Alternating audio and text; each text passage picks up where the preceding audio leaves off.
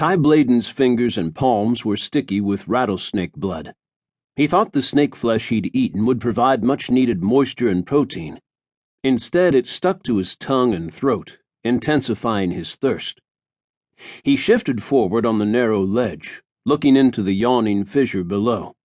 Rocks tumbled down, clattering as they hit the craggy walls on their way to the bottom. White bones were scattered across the pit's floor, large enough to see but too far away to identify as either animal or human. About halfway down, a crumpled beige coat hung from a protruding rock. It was riddled with bullet holes. Ty remembered the minutiae of everything that had happened in the moments before the trank hit him. He'd met with his foreman, Dennis Jackson, who was preparing to take his wife out of town. Ty wanted the couple far away, safe from the conflict that was about to descend upon them. Amir Haddad, the terrorist Ty and his team hunted, had been there in Ty's house, holding a gun to his foreman's wife. And then Dennis's anguished words as the trank took effect, and darkness surrounded him. "I'm sorry. I'm so sorry." Ty looked at the rock wall across from him. So many rattlers were making their slow ascent up the steeply sloping rise that it quivered with their movement. Likely the same thing was happening on the wall below him. If he didn't climb out now, he'd have to spend another night playing Viper roulette with the ones that made it to the ledge where he'd spent the last night, assuming the precarious outcropping of granite continued to hold his weight. He looked up at the fissure's opening some 30 feet above him. Twice before he'd tried, but he'd slipped back down to this ledge. The sharp rocks had carved long gashes in his chest and arms, but he'd be goddamned if he'd die in this snake pit.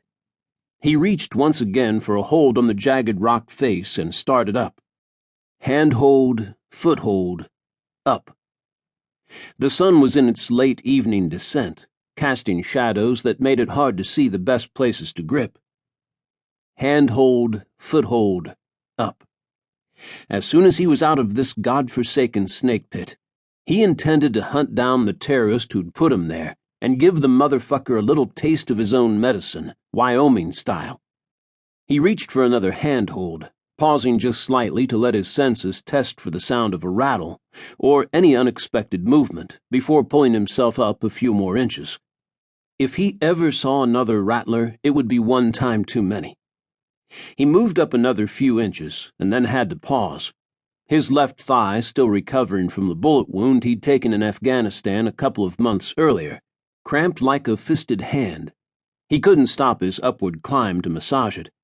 He dragged himself up another few inches, letting his left leg trail limply.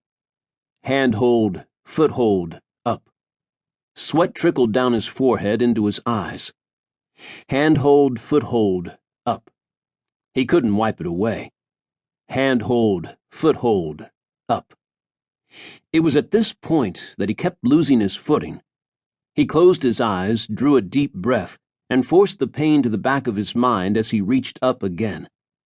He wondered what had happened to the Jacksons. He didn't doubt that Amir had coerced them into doing his dirty work. He hadn't seen their bodies in the cavern below him, but he knew Amir wouldn't let them survive their participation in his nefarious activities. Handhold, foothold, up. The air began to move around Ty in a chilling swirl. Crickets sounded loud and close. He was near the top, almost out. Handhold, foothold, up. Another few feet, and he'd be clear of the pit. God knows what might be waiting for him on the outside. Hopefully the snakes that had gotten out weren't lingering there. His next handhold was over the lip of the crevice. He pulled himself out of the hole, then lay still, listening. There was only the cold breeze in the short pines nearby. No animals stirred. No snakes made furtive movements in the sparse grass. He sat up and rubbed his burning thigh. He had to be somewhere in the Medicine Bow Mountains. The trank that had incapacitated him wouldn't have lasted long enough for his captors to get him very far away, unless they'd kept him under longer than he knew. The ridge he was on was close to 7,000 feet high. The air was thin and cold. He needed water and then shelter, neither of which could wait until morning.